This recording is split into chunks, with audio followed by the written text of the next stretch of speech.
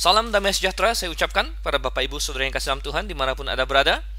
Saat ini Anda bersama dengan saya Dr. Siva Ansen Liao sedang akan masuk ke dalam acara Mutiara Kebenaran. Dan bersiap-siaplah bersama dengan saya untuk membahas kebenaran firman Tuhan. Anda sekalian pendengar Radio Berita Kasih ataupun Anda pendengar rekaman Mutiara Kebenaran di tempat-tempat lain.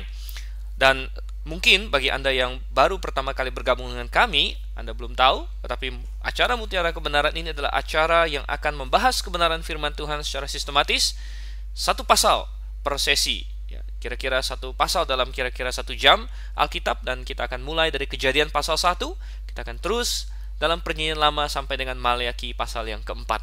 Sungguh satu proyek yang luar biasa, satu proyek yang saya dapatkan sangat mendewasakan diri saya sendiri, sangat berguna, bermanfaat bagi pertumbuhan saya sendiri, dan saya harap juga demikian bagi Anda sekalian yang setia mengikuti acara ini. Dan kalau Anda ketinggalan satu episode atau sesi Mutiara Kebenaran, jangan khawatir.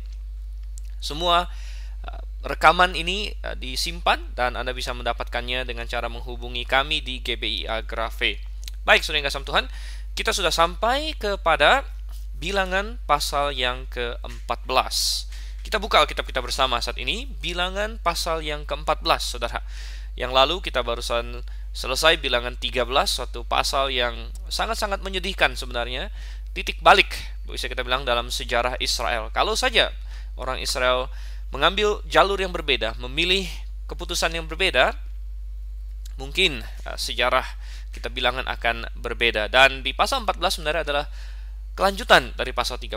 Jadi kita melihat apa yang terjadi di pasal 13 berdampak kepada pasal 14. Tapi sebelumnya, mari kita berdoa terlebih dahulu. Kita tundukkan kepala, kita minta pertolongan Tuhan, saudara. Bapa yang di surga, pada hari ini ya Tuhan, kami datang kepadamu, kami membuka firman-Mu. Dan dengan hati yang tulus, hati yang sungguh, kami mengucap syukur untuk firman-Mu ini. Tuhan, ada banyak orang yang merindukan firman-Mu, namun karena penganiayaan, karena keterbatasan, karena hal-hal lain, mereka tidak memperolehnya. Namun di tangan kami hari ini Tuhan, bukan saja kami miliki, tapi dengan bebas dapat kami pelajari. Bahkan melewat teknologi yang Engkau berikan kepada manusia ini, kami dapat bersama-sama, orang-orang yang berjauhan mungkin secara fisik Tuhan, namun dapat bersama-sama membahas firman-Mu. Tuhan, kami mohon Roh-Mu yang bekerja dalam hati setiap kami, agar kami dapat mengerti firman-Mu ini. Terima kasih Tuhan. Kami berdoa dan kami landaskan dalam nama Yesus Kristus, Tuhan dan Juru Selamat kami yang hidup. Amin. Oke, Bilangan pasal 14. Ada 45 ayat. Kita baca dulu ayat 1 sampai dengan ayat yang keempat. Bilangan pasal 14 ayat 1 sampai yang keempat. Lalu segenap umat itu mengeluarkan suara nyaring, dan bangsa itu menangis pada malam itu. Bersungut-sungutlah semua orang Israel kepada Musa dan Harun. Dan segenap umat itu berkata kepada mereka, sekiranya kami mati di tanah Mesir atau di padang gurun ini. Mengapakah Tuhan membawa kami ke negeri ini, supaya kami tewas oleh pedang, dan istri serta anak-anak kami menjadi tawanan? Bukankah lebih baik kami pulang ke Mesir? Dan mereka berkata seorang kepada yang lain, baiklah, kita mengangkat seorang pemimpin, lalu pulang ke Mesir. Oh, saudara yang kasih Tuhan, pasal ini dimulai dengan kata-kata lalu segenap umat itu mengeluarkan suara nyaring, dan bangsa itu menangis pada malam itu. Sungguh luar biasa sekali, mereka menangis. Sebaliknya, mereka seharusnya bersuka cita. Mungkin kita harus menjelaskan sedikit tentunya apa yang terjadi sampai dengan titik ini. Sebenarnya bangsa Israel di awal pasal 14 ini berada pada suatu titik di mana seluruh pengharapan mereka bisa tergenapi. Semenjak Tuhan memanggil Abraham keluar dari Ur Kasdim, janji Tuhan kepadanya adalah memberikan tanah Kanaan kepada Abraham dan keturunannya. Dan itu adalah 600 tahun yang lalu. Tuhan sudah mempersiapkan mereka selama 600 tahun semenjak Abraham hidup dan dipanggil. 600 tahun Tuhan sudah persiapkan mereka, yaitu dengan cara membangkitkan suatu bangsa bagi Abraham. Ingat, Abraham tidak punya anak tadinya, tapi Tuhan janji, aku akan berikan tanah ini kepada engkau, kepada keturunanmu. Jadi butuh waktu bagi Tuhan untuk membangkitkan suatu bangsa dari Abraham, dan itu Tuhan lakukan melalui Ishak pertama. kemudian Ishak melahirkan Yakub, kemudian Yakub melahirkan 12 anak, saudara. Tetapi 12 anak ini yang akhirnya menjadi 12 suku Israel pun masih perlu Tuhan tempa. Kita tahu bahwa pada awalnya 12 anak Yakub bukanlah orang-orang yang rohani. Mereka banyak yang sangat duniawi, bahkan penuh dengan kebencian, dan itu adalah keluarga yang tidak harmonis. Kita tahu 12 anak Yakub lahir dari 4 ibu yang berbeda. Jadi ada banyak iri mengiri, bahkan satu saudara dengan yang lain ada kebencian. Bahkan sampai-sampai adik mereka Yusuf mereka jual. Nah, saudara kasih Tuhan, Tuhan ingin membentuk ya sekelompok orang yang keras kepala, yang keduniawian ini. Tuhan ingin tempa mereka menjadi orang yang akan siap menjadi bangsa kepunyaan Tuhan, siap untuk menjadi bangsa yang akan menjadi tiang penopang dasar kebenaran. Untuk tujuan itu Tuhan mengirim mereka ke Mesir. Di Mesir mereka ditempa melalui perbudakan. Api perbudakan, api kesengsaraan menempa mereka. Oh benar, saudara kasih Tuhan, kadang-kadang kesengsaraan bisa membuat kita menjadi orang yang lebih baik. Musa juga merasakannya. Banyak orang merasakannya. Daud dipersiapkan Tuhan menjadi raja dengan cara dia di padang gurun dulu, dikejar-kejar oleh Saul. Demikian juga Tuhan persiapkan bangsa Israel. 430 tahun mereka diperbudak di Mesir. Tapi Tuhan bukan tidak berkuasa atau bukan kecolongan. Ya, Tuhan sudah menubuatkan itu kepada Abraham bahkan. Di dalam Kejadian 15 ayat yang ke-16, Anda boleh cek di situ. Kejadian 15 ayat 16, Tuhan sudah bilang, aku akan membawa mereka kembali, yaitu keturunan Abraham itu. Setelah mereka diperbudak, Tuhan akan bawa mereka kembali ke tanah Kanaan, tetapi menunggu kedurjanaan Amori itu lengkap katanya. Jadi rupanya sambil Tuhan mempersiapkan bangsa Israel di Mesir, Tuhan juga sedang berurusan dengan bangsa Kanaan. Tuhan memberi mereka kesempatan untuk bertobat, untuk memperbaiki tingkah langkah mereka. Dan mereka adalah sekelompok bangsa yang sangat jahat sekali. Ada orang yang bertanya kadang-kadang begini, Israel kan dikasih Tuhan tanah Kanaan, apa itu tidak fair? Kenapa bangsa-bangsa Kanaan di seluruh dihancurkan semuanya? Oh saudara, Tuhan bukan tidak fair. Dalam Alkitab tercatat bahwa Tuhan menunggu 400 tahun lebih bagi bangsa Kanaan untuk bertobat, tapi mereka tidak bertobat. Mereka membelakangi Tuhan. Dosa-dosa mereka begitu luar biasa, bahkan sampai kepada mempersembahkan anak-anak mereka dilemparkan ke api. Bayangkan, anak mereka sendiri, saudara. Oh, manusia jarang ada yang turun sampai ke level kebiadaban seperti itu. Tetapi Tuhan terus menanti. Dan akhirnya ketika sudah cukup kasih karunia Tuhan dan waktu yang Tuhan tentukan sudah sampai dan mereka tidak bertobat, pas pada saat itu juga bangsa Israel siap, saudara yang kasih Tuhan. Dan Tuhan kirim Musa untuk membebaskan mereka dengan tangan yang teracung, dengan tulah-tulah. Tidak kuranglah mukjizat yang disaksikan oleh bangsa Israel.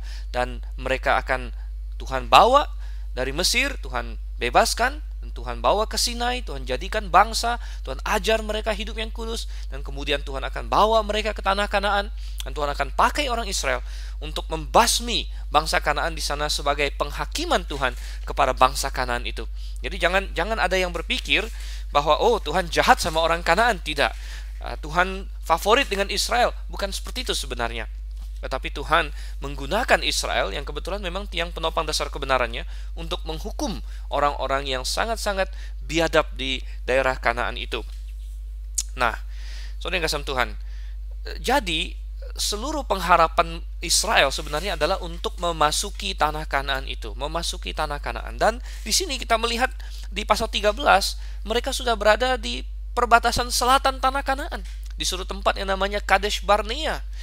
Dan selangkah lagi, Tuhan bahkan di dalam Ulangan pasal 1 sudah berkata, ayo masuk, duduki itu. Tapi saudara yang kasih Tuhan, kita sudah bahas juga di sesi yang lalu, ternyata mereka berkata, tunggu sebentar, kita kirim dulu pengintai. Dan Anda bandingkan dengan Ulangan pasal 1 di situ. Ide mengirim pengintai itu bukan ide Tuhan sebenarnya. Itu adalah permintaan bangsa itu karena mereka kurang iman sebenarnya, kurang iman kepada janji Tuhan.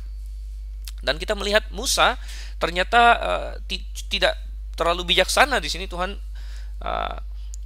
sebenarnya sudah punya janji yang begitu pasti, tapi Musa berkata, oke, baik, silakan kirim pengintai. Bahkan kita telah bahas di sesi lalu, Musa kasih petunjuk, ya, coba lihat apakah negeri itu baik atau tidak baik. Tuhan sudah bilang baik. Sebenarnya mereka tidak perlu pengintai, saudara. Untuk apa mereka perlu pengintai? Apakah untuk memperkirakan strategi militer? Oh, tidak perlu. Tuhan sudah menjamin mereka menang. Untuk apa mereka mengirim pengintai?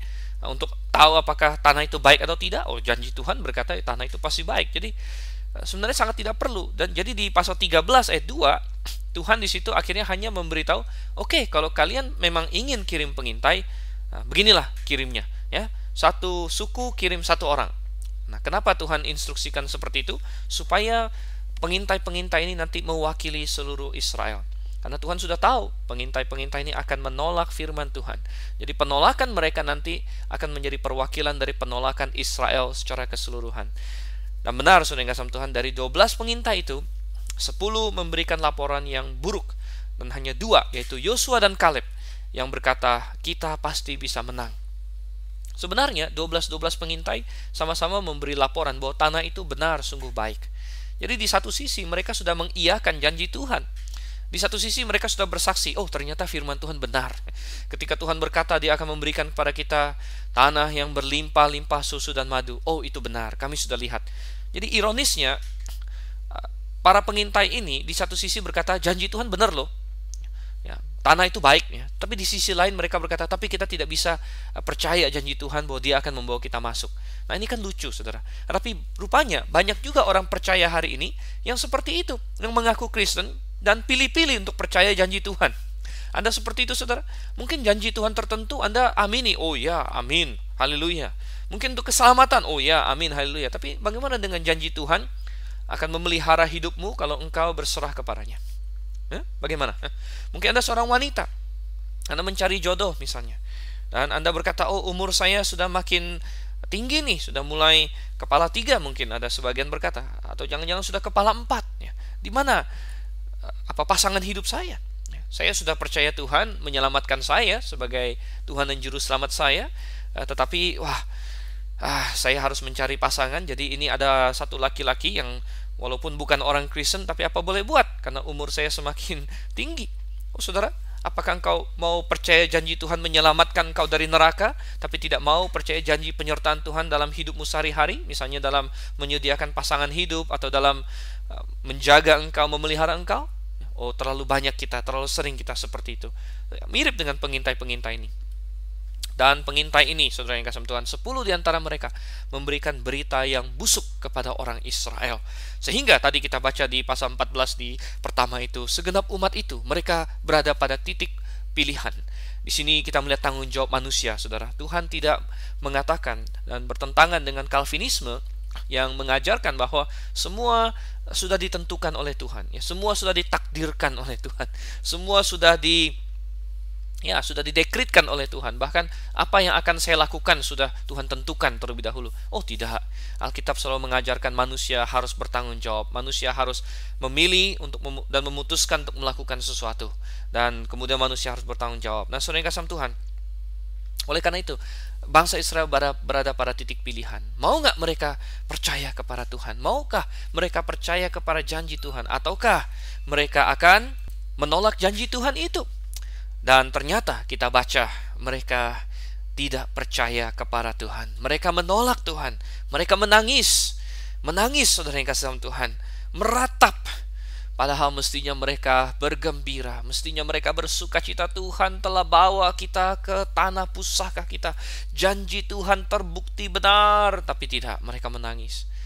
Saudara, ada orang yang berkata begini, biasanya kita menangis kalau ada yang mati, saudara. Dan memang di sini ada yang mati, ada yang Tuhan mau matikan. Jadi mereka menangis. Tuhan mau mematikan keduniawian mereka. Tuhan mau mematikan sifat tidak percaya mereka. Dan mereka tidak mau. Mereka menangis. Oh, kedagingan saya mau mati. Mereka menangis. Saudara yang kasih Tuhan. Bahkan kata-kata mereka ini kalau kita baca sungguh-sungguh menghujat. Di ayat 2 dikatakan di sini. Mereka dikatakan bersungut-sungutlah semua orang Israel kepada Musa dan Harun. Oh ya. Nah, ini mengajar kita satu hal lagi. Biasanya orang yang bersungut-sungut, orang yang tidak percaya sama Tuhan, orang yang mau menyerang Tuhan, seringkali menyerang pemimpin yang Tuhan taruh, saudara.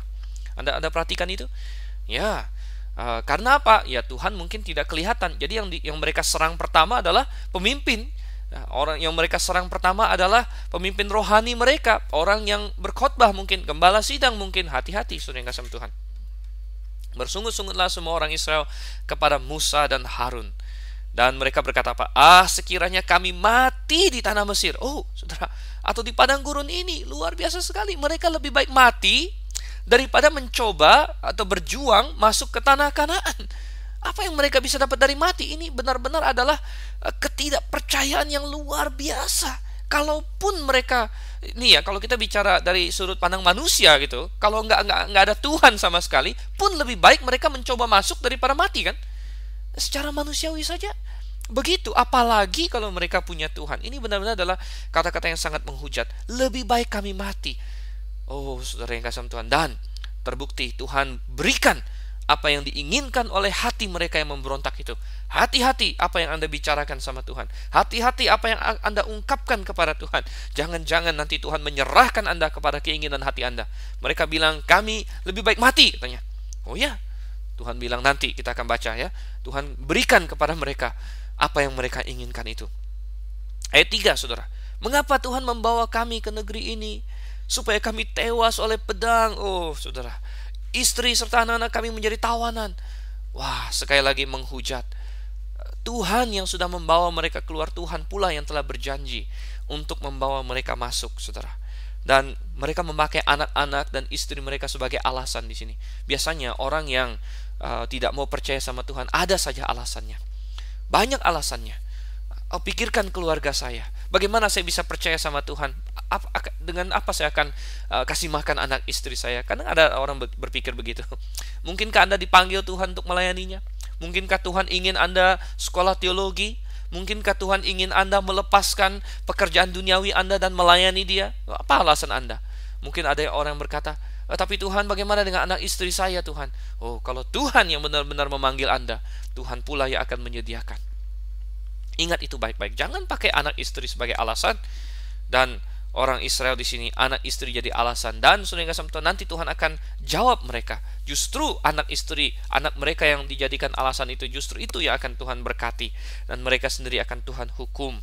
Dan ayat yang keempat dikatakan, dan mereka berkata seorang pada lain, baiklah, kita mengangkat seorang pemimpin lalu pulang ke Mesir. Ini sudah, kata-kata ini sudah puncak dari pemberontakan kepada Tuhan. Betapa tidak? Mereka mau pulang ke Mesir. Mereka lebih baik jadi budak, saudara. Mereka mengingkari sebenarnya keselamatan mereka sendiri. Dan ini menjadi peringatan yang dahsyat bagi kita. Peringatan yang dahsyat kenapa? Ingat bahwa pembebasan Israel dari Mesir adalah semacam tipologi, semacam gambaran dari apa yang terjadi kepada kita hari ini. Perbudakan di Mesir adalah gambaran perbudakan di dalam dosa. Itu saya rasa semua teolog setuju. Semua yang baca Alkitab bisa melihat itu. Ketika orang Israel di Mesir sebagai budak, itu gambaran kita di bawah perbudakan dosa. Tetapi kemudian apa yang terjadi? Kita dibebaskan melalui apa? Kita dibebaskan melalui darah domba. Sebagaimana Israel dibebaskan melalui darah domba. Itulah yang ke-10, saudara. Itulah yang ke-10, domba harus disembelih.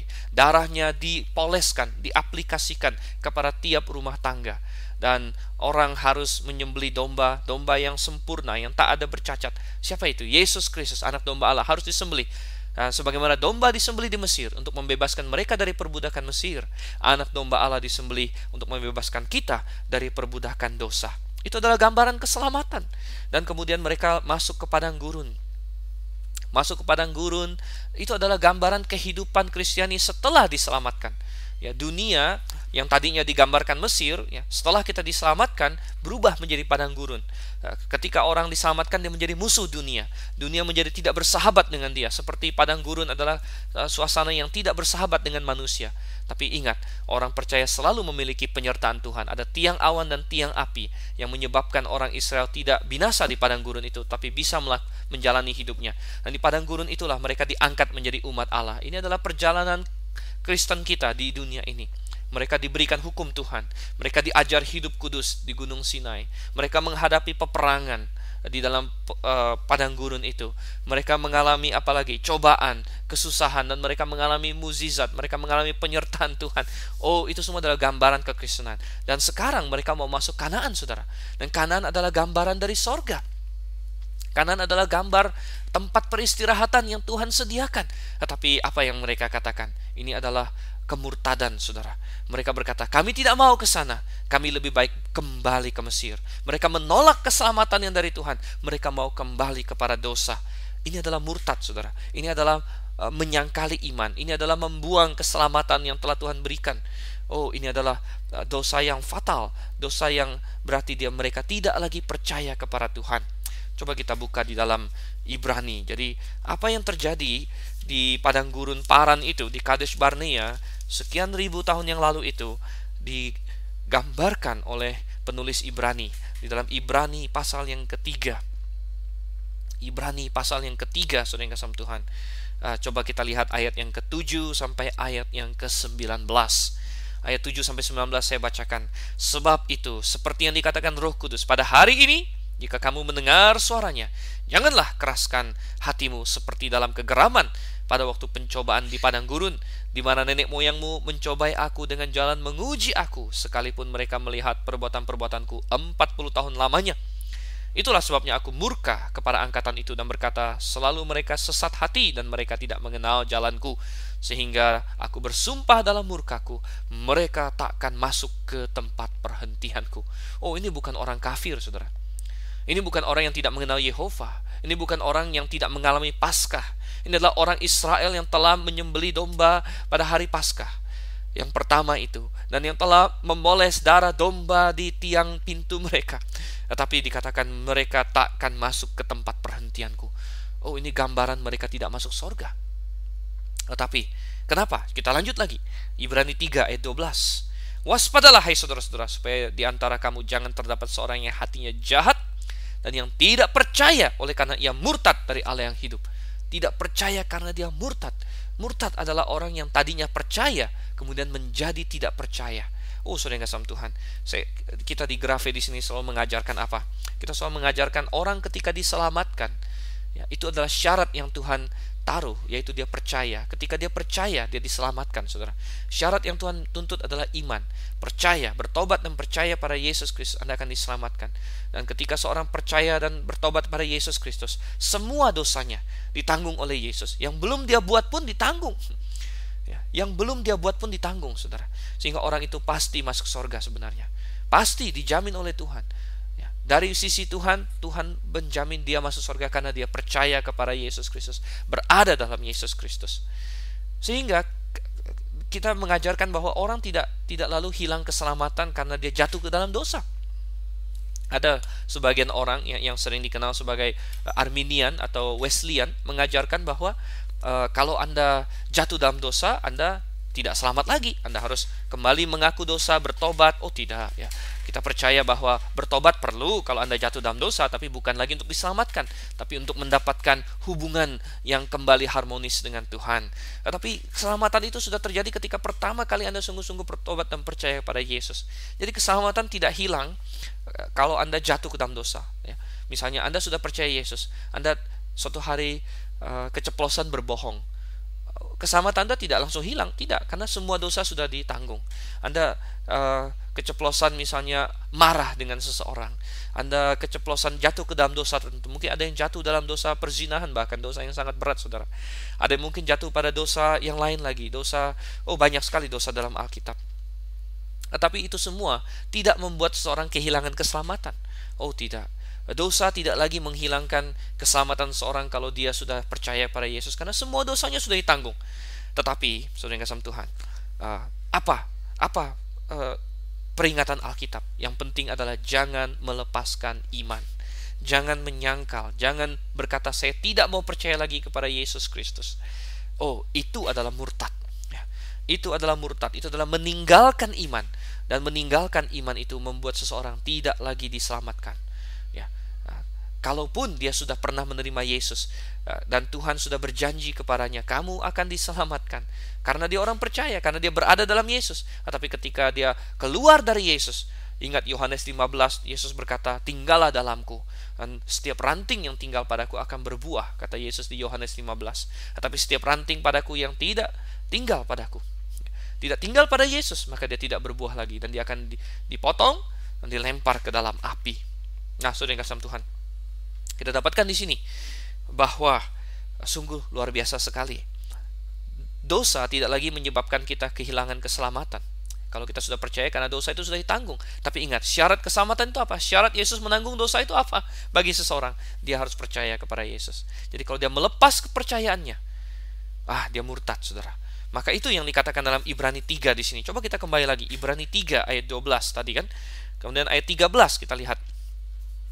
Ayat 13, tetapi nasihatilah seorang akan yang lain setiap hari selama masih dapat dikatakan hari ini, supaya jangan ada di antara kamu yang menjadi tegar hatinya karena tipu daya dosa. Karena kita telah beroleh bagian di dalam Kristus. Jadi ini bicara tentang orang-orang yang sudah diselamatkan, saudara. Karena kita telah beroleh bagian di dalam Kristus. Tetapi ada kata apa? Asal saja. Ya, asal saja kita teguh berpegang sampai kepada akhirnya pada keyakinan iman kita yang semula. Ya. Asal saja kita teguh berpegang sampai kepada akhirnya pada keyakinan iman kita yang semula. Saudara, ini pengajaran firman Tuhan. Jangan murtad. Dan orang Israel yang di Kadesh Barnea itu, yang berkata, kami mau kembali ke Mesir, itu adalah gambaran dari murtad. Kami tidak mau masuk Kanaan. Kami tidak mau percaya Tuhan lagi. Ayo kita angkat pemimpin lain. Kita kembali ke Mesir. Itu murtad, saudara. Coba kita baca terus di Ibrani 3 ayat 15. Tetapi apabila pernah dikatakan, pada hari ini, jika kamu mendengar suaranya, janganlah keraskan hatimu seperti dalam kegeraman. Siapakah mereka yang membangkitkan amarah Allah? Sekalipun mereka mendengar suaranya. Bukankah mereka semua yang keluar dari Mesir di bawah pimpinan Musa? Tanya. Oh ya. Dan siapakah yang ia murkai 40 tahun lamanya? Bukankah mereka yang berbuat dosa dan yang mayatnya bergelimpangan di padang gurun? Jadi dosanya adalah dosa ketidakpercayaan. Kita akan lihat ini. Ayat 18. Dan siapakah yang telah ia sumpahi bahwa mereka tak akan masuk ke tempat perhentiannya? Apa itu tempat perhentiannya? Itu gambaran dari sorga. Demikianlah kita lihat bahwa mereka tidak dapat masuk oleh karena apa? Ketidakpercayaan mereka. Ketidakpercayaan mereka. Oh saudara, Alkitab mengajarkan keselamatan diperoleh karena dosa kita diselesaikan. Bagaimana supaya dosa kita diselesaikan? Yesus sudah menyelesaikannya di atas kayu salib bagi kita, menanggung dosa itu. Tetapi apakah otomatis langsung menjadi milik kita? Tidak. Tuhan ada tuntutan, ada syarat. Percayalah kepada Yesus Kristus, maka dosamu diselesaikan. Maka kita percaya. Dan ketika kita percaya, maka dosa kita diselesaikan, yang dulu, yang sekarang, yang akan datang. Semuanya diselesaikan. Oleh karena itu kita tidak kehilangan keselamatan karena jatuh dalam dosa. Orang Kristen tidak perlu hidup ketakutan, hari ini saya berbuat dosa nggak ya? Keselamatan saya hilang nggak ya? Oh tidak, jangan seperti itu. Ada sebagian orang seperti itu. Oh tidak, Alkitab mengajarkan ada keyakinan. Ada keyakinan, saya memiliki hidup yang kekal. Saya memiliki hidup yang kekal. Dan bagaimana kamu yakin kamu memiliki hidup yang kekal? Karena saya percaya kepada Yesus Kristus, dan Yesus sudah menanggung semua dosa saya. Tetapi apakah ada tanggung jawabnya? Nah, di sini kita berbeda dengan Calvinis. Di sini kita berbeda dengan orang yang mengajarkan osas. Dan Alkitab mengajar ada tanggung jawab, yaitu tetap beriman. Keselamatan diperoleh dengan iman dan dipertahankan, bukan dengan usaha. Jadi ini bukan keselamatan melalui usaha, saudara. Keselamatan bukan diperoleh dengan usaha dan tidak dipertahankan dengan usaha. Keselamatan diperoleh dengan syarat orang itu beriman dan dipertahankan. Dan mungkin istilah dipertahankan ini, istilahnya tanggung jawabnya apa? Yaitu tetap beriman, saudara. Tetap beriman. Tidak berbeda dengan bagaimana Anda mendapat keselamatan itu pada awalnya. Tetap beriman. Percaya kepada Yesus. Orang Israel katanya tidak dapat masuk karena ketidakpercayaan. Kita kembali ke dalam Bilangan pasal yang ke-14. Bilangan pasal yang ke-14. Kita baca lagi ayat 5 sampai ayat yang ke-10, saudara. Ayat 5 sampai 10. Lalu sujudlah Musa dan Harun di depan mata seluruh jemaah Israel yang berkumpul di situ. Tetapi Yosua bin Nun dan Kaleb bin Yefune, yang termasuk orang-orang yang telah mengintai negeri itu, mengoyakkan pakaiannya dan berkata kepada segenap umat Israel, negeri yang kami lalui untuk diintai itu adalah luar biasa baiknya. Jika Tuhan berkenan kepada kita, maka Ia akan membawa kita masuk ke negeri itu dan akan memberikannya kepada kita, suatu negeri yang berlimpah-limpah susu dan madunya. Hanya janganlah memberontak kepada Tuhan dan janganlah takut kepada bangsa negeri itu, sebab mereka akan kita telan habis. Yang melindungi mereka sudah meninggalkan mereka, sedang Tuhan menyertai kita. Janganlah takut kepada mereka. Lalu segenap umat itu mengancam hendak melontari kedua orang itu dengan batu. Tetapi tampaklah kemuliaan Tuhan di kemah pertemuan kepada semua orang Israel. Ya, kita melihat di sini Musa dan Harun yang diserang oleh Israel, di mana mereka bersungut-sungut kepada kedua orang ini. Oh, tidak tahan lagi. Musa dan Harun tidak bisa berbuat apa-apa, hanya bisa sujud. Sebenarnya kadang-kadang kita berhadapan dengan orang-orang yang kita tidak tahu apa yang harus kita lakukan. Orang-orang yang mungkin kurang ajar sama Tuhan, orang-orang yang menyerang kekristenan terus, orang-orang yang menyerang pelayanan Tuhan terus, saudara yang kasih Tuhan. Ya, kadang-kadang tidak ada apa-apa yang bisa kita lakukan selain sujud seperti Musa dan Harun di sini. Kemudian kita mendapatkan rupanya di tengah-tengah ketidakpercayaan ini tetap ada suatu titik terang di sini, yaitu Yosua bin Nun dan Kaleb bin Yefune, dua dari 12 pengintai ini yang memberikan laporan minoritas, minority report, saudara yang kasih Tuhan, laporan minoritas, dan mereka mengoyakkan pakaian. Mereka tidak dapat percaya, kok jadi begini? Mereka beriman, saudara. Kadang-kadang orang yang beriman, kita geleng-geleng kepala. Kenapa? Kenapa kok yang lain tidak beriman? Ya, kita sulit mengerti itu. Ya, kadang-kadang saya geleng-geleng kepala dengan orang liberal yang mencoba meruntuhkan Alkitab. Kok mereka tidak bisa melihat? Ya, karena mereka inilah saudara, orang yang menolak kebenaran, menolak terang yang Tuhan berikan, semakin gelap dia, dan dia tidak bisa menangkap kebenaran itu. Jadi hati-hati, jangan menolak terang yang sudah Tuhan berikan. Kalau engkau menerima terang, Tuhan bisa berikan terang berikutnya. Kalau engkau menolak terang, maka semakin gelap jalan Anda. Dan apa kata Yosua dan Kaleb di sini? Mereka bilang, negeri yang kami lalui untuk diintai itu adalah luar biasa baiknya. Intinya mereka ingin mengingatkan, hey, firman Tuhan terbukti loh. Hey, Tuhan kan bilang mau bawa kita ke negeri yang baik. Ini sudah terbukti. Kami sudah melihat. Ini 10 orang ini juga melihat. Dan kenapa mereka bisa punya pandangan yang sangat optimis? Karena mereka memfaktorkan Tuhan di dalam semuanya. Oleh karena itu di ayat 8 mereka berkata, jika Tuhan berkenan kepada kita. Nah, ini kan yang harus digarisbawahi. Jika Tuhan berkenan kepada kita. Saudara yang kasih Tuhan, di dalam persoalan hidup ini, apakah Anda memfaktorkan, memperhitungkan Tuhan di dalam segala sesuatu? Di dalam pertimbangan Anda, di dalam rencana-rencana Anda, apakah Anda memfaktorkan Tuhan? Anda mempertimbangkan Tuhan? Atau Anda menjalani hidup dan Tuhan bagaikan suatu figur pembantu, ya, pemeran pembantu yang ya kadang-kadang kalau saya lagi dalam kesulitan saya teriak sebentar kepada Tuhan? Ataukah Tuhan menjadi sentral dalam hidup Anda?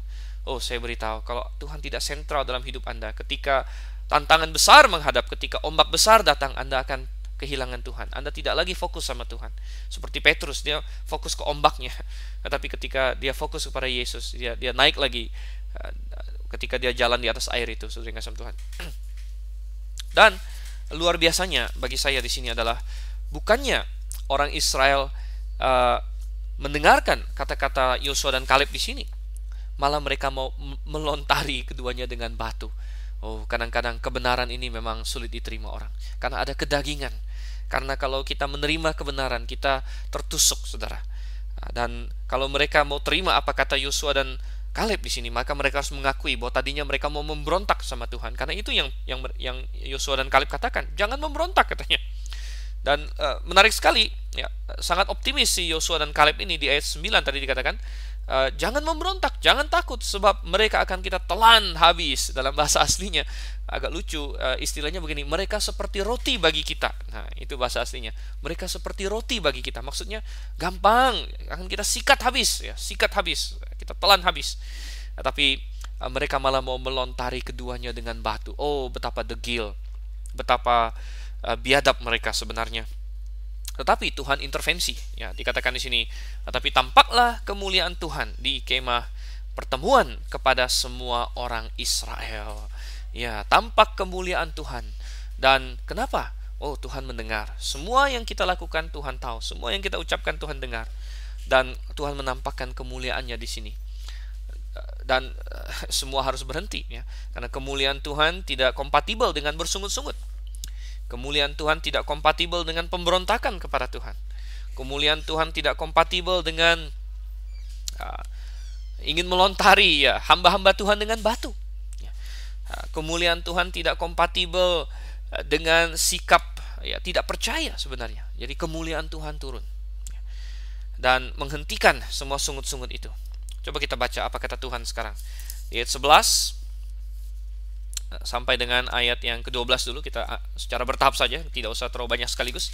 Ayat 11 sampai 12. Tuhan berfirman kepada Musa, berapa lama lagi bangsa ini menista aku? Dan berapa lama lagi mereka tidak mau percaya kepadaku? Sekalipun sudah ada segala tanda mukjizat yang kulakukan di tengah-tengah mereka. Aku akan memukul mereka dengan penyakit sampar dan melenyapkan mereka. Tetapi engkau akan kubuat menjadi bangsa yang lebih besar dan lebih kuat daripada mereka. Oh, kemuliaan Tuhan datang dalam penghakiman. Dan Tuhan marah sekali. Oh, Tuhan pantas marah. Tuhan pantas sekali marah di sini. Dengan segala mukjizat yang telah Tuhan lakukan, mereka masih tidak percaya juga. Sehingga Tuhan berkata, aku akan hancurkan mereka semua. Dan bagaimana dengan janji Tuhan kalau begitu? Oh, bisa. Tuhan akan bangun bangsa yang baru dari Musa.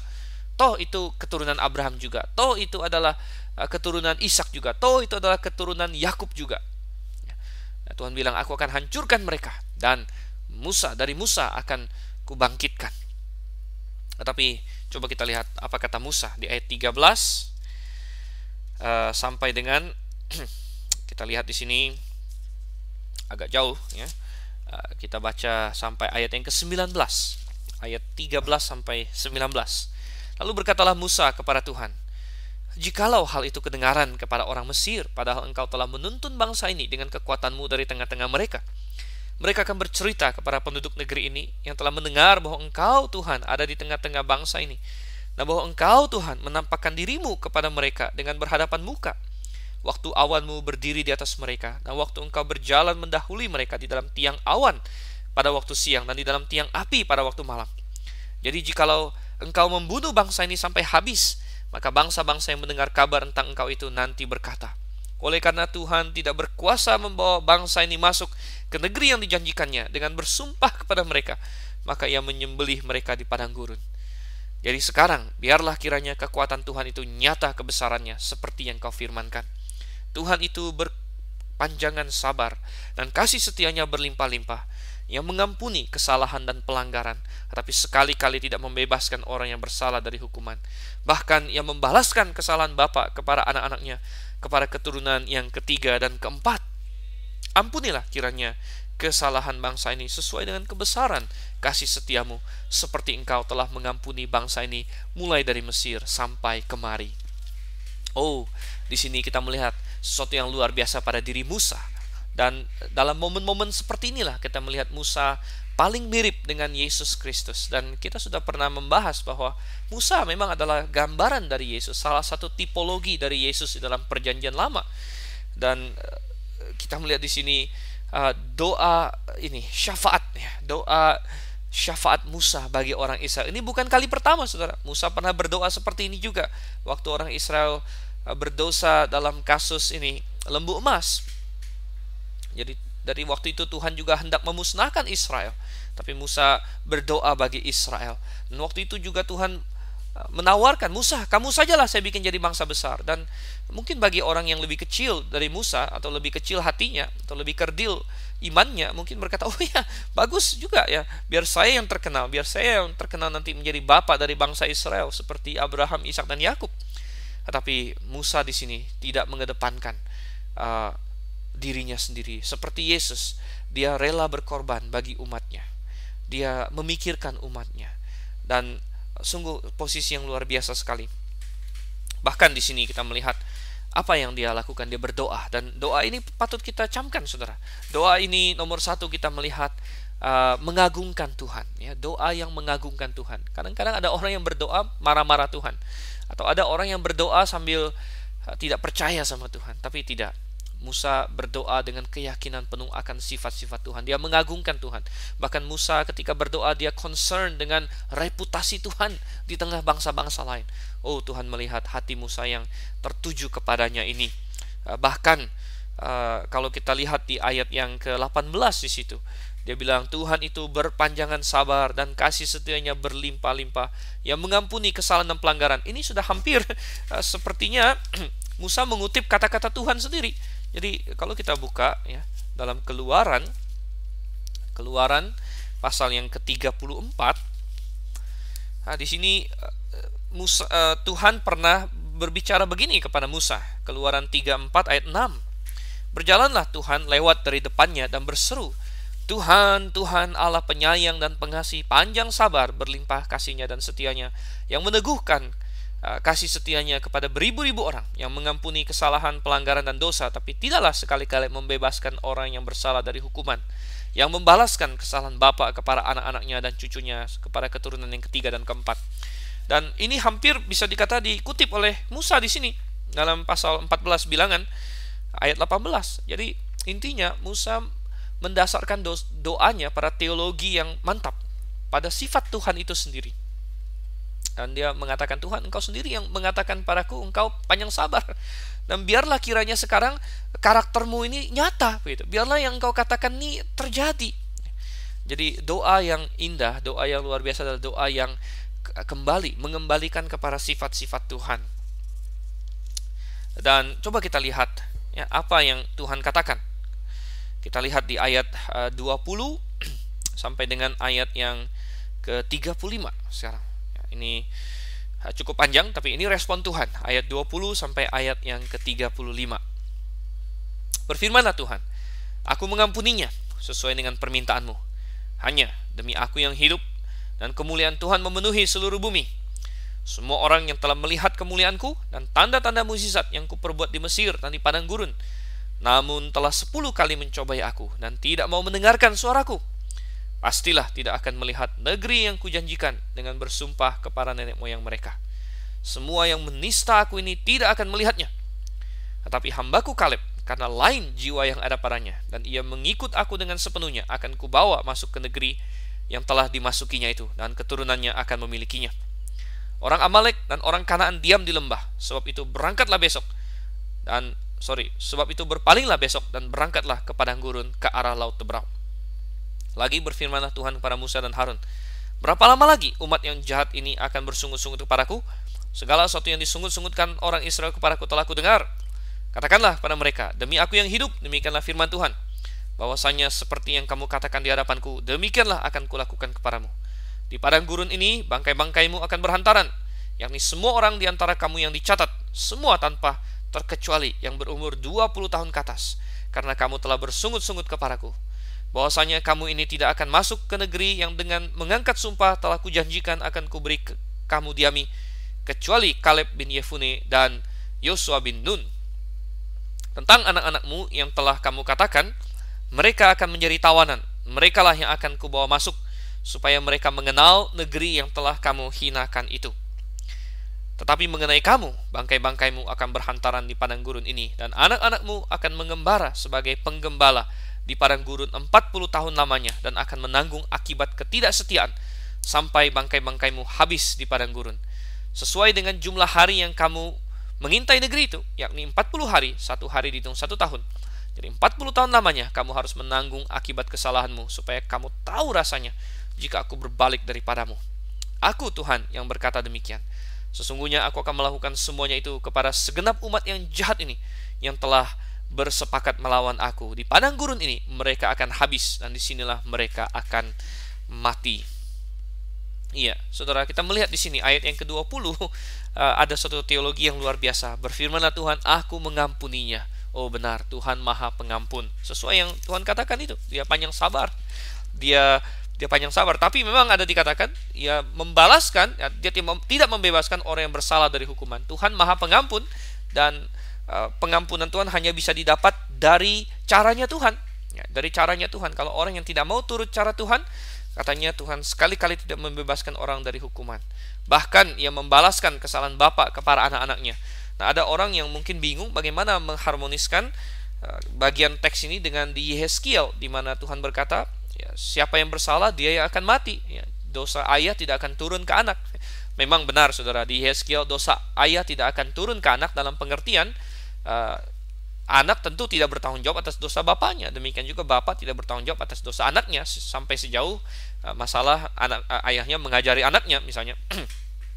Tetapi apa yang dikatakan di sini, Tuhan membalas kesalahan bapa para anaknya sampai keturunan ketiga dan keempat. Maksudnya adalah bahwa seringkali kesalahan seorang bapa ya, mengakibatkan anaknya ikut kena getahnya, dan mengakibatkan anaknya tidak beriman juga ya, karena pengaruh pengajaran ayahnya, pengaruh contoh yang diberikan orang tuanya, anaknya menjadi tidak beriman juga sampai keturunan ketiga dan keempat bahkan. Jadi yang demikian akan terbalaskan oleh Tuhan. Tetapi bagi orang-orang tertentu ya, yang mau ikut dengan Tuhan, Tuhan Maha Pengampun. Bahkan di sini pun katanya Tuhan mengampuninya. Kenapa Tuhan mengampuni seluruh bangsa itu? Karena di antara bangsa itu ada yang beriman, saudara. Jadi Tuhan tidak jadi memusnahkan semuanya. Ada yang beriman. Bahkan generasi muda mereka sebenarnya beriman. Generasi yang anak-anak mereka ini sebenarnya beriman. Dan generasi itulah yang akan Tuhan bawa ke Kanaan nanti. Generasi yang tua yang tidak beriman, tidak akan lepas dari hukuman. Tuhan akan menghukum mereka. Jadi Tuhan mengampuni seluruh bangsa itu, tetapi nanti kita akan lihat menghukum yang bersalah, yang tidak beriman.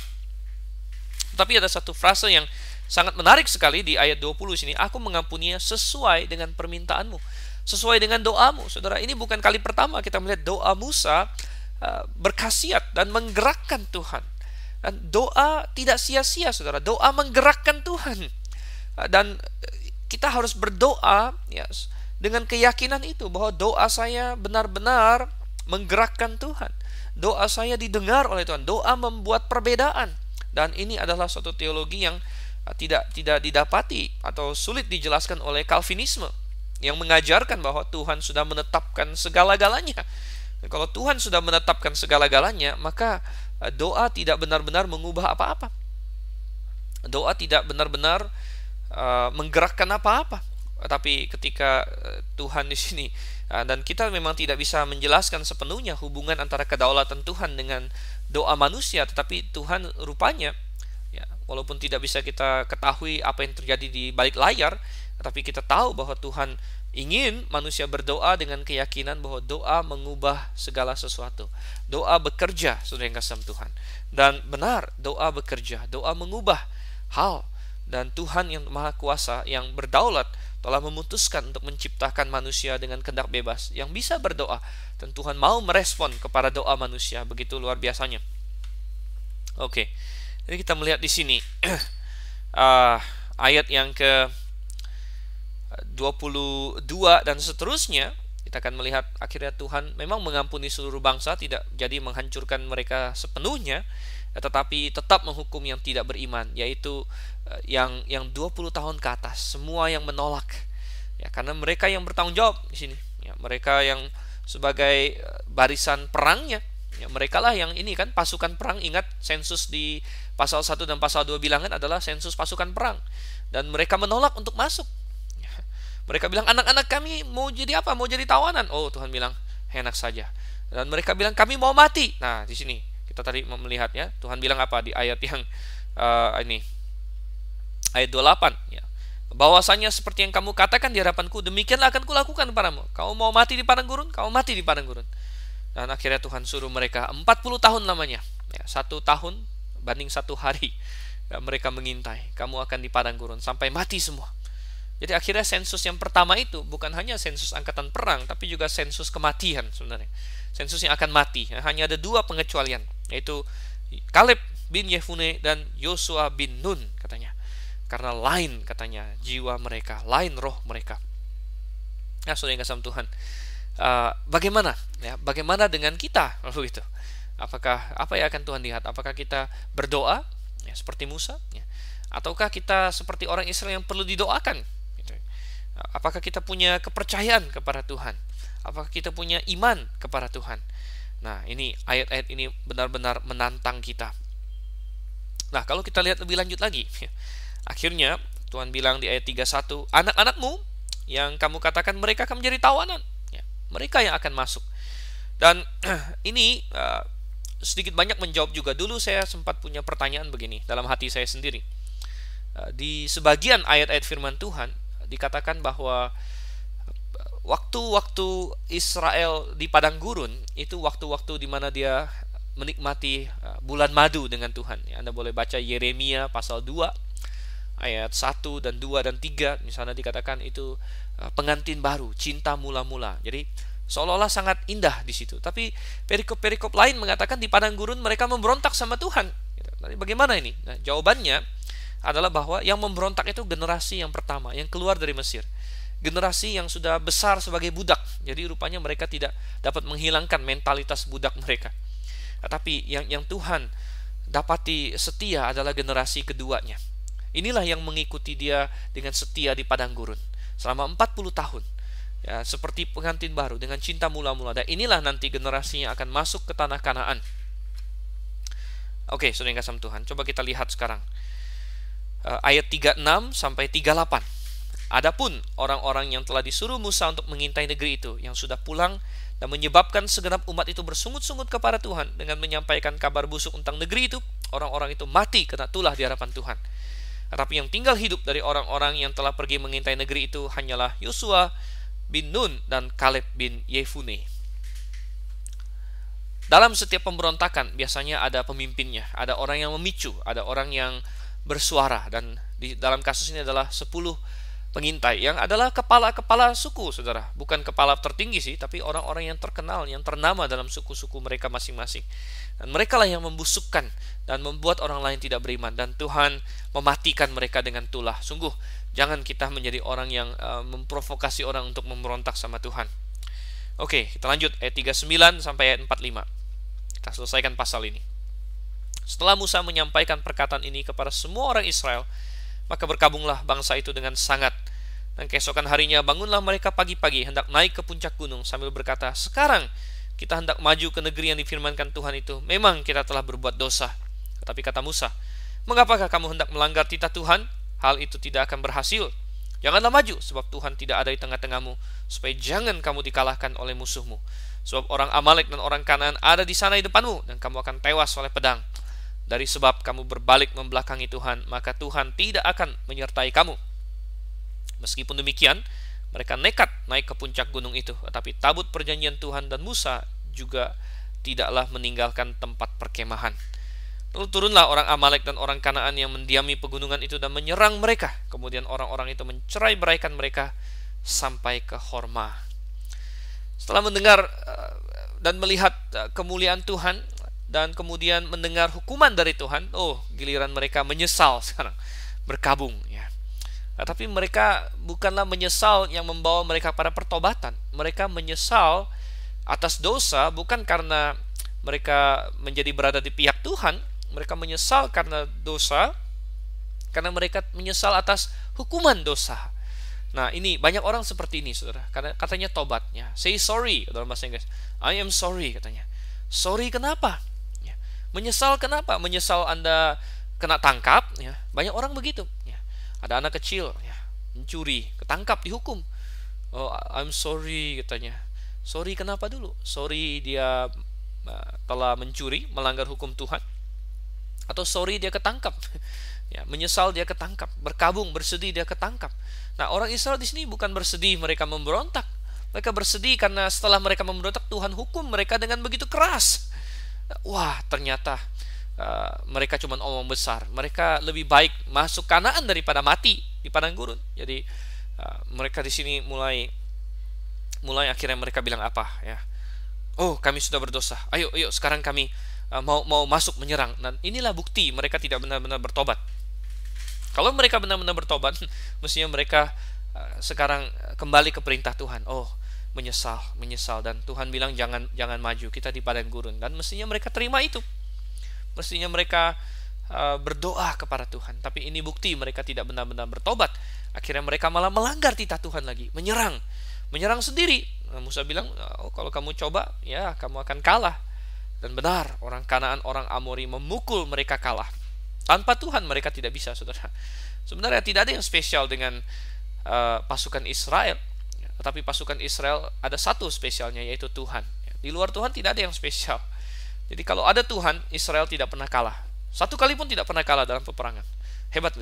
Bahkan boleh dikata setiap kali Tuhan beserta mereka, jangankan kalah, satu orang yang mati pun nggak ada, saudara. Nggak ada bangsa yang bisa berperang seperti itu. Namanya perang itu biasanya pasti ada korban. Tapi kalau Tuhan beserta, ya korban pun tidak ada. Wow, hebat sekali. Sampai bangsa lain semua ngeri. Nah, tapi Tuhan tidak beserta mereka. Mereka kalah. Dan inilah, saudara yang kasih Tuhan, kita belajar. Jangan kita menjadi tidak percaya seperti orang Israel. Melainkan marilah kita beriman. Jangan kita murtad. Jangan kita tidak masuk ke tempat perhentian karena ketidakpercayaan. Ibrani pasal 3 menjadi peringatan bagi kita. Oke, kita akan lanjut. Bagaimana selanjutnya? 40 tahun mereka di padang gurun. Itulah kisah dalam bilangan, saudara. Dan kita akan lanjutkan kisah ini di sesi berikutnya. Saya Dr. Sivan Senliao, undur diri dulu. Sampai bertemu, sampai berjumpa. Maranatha.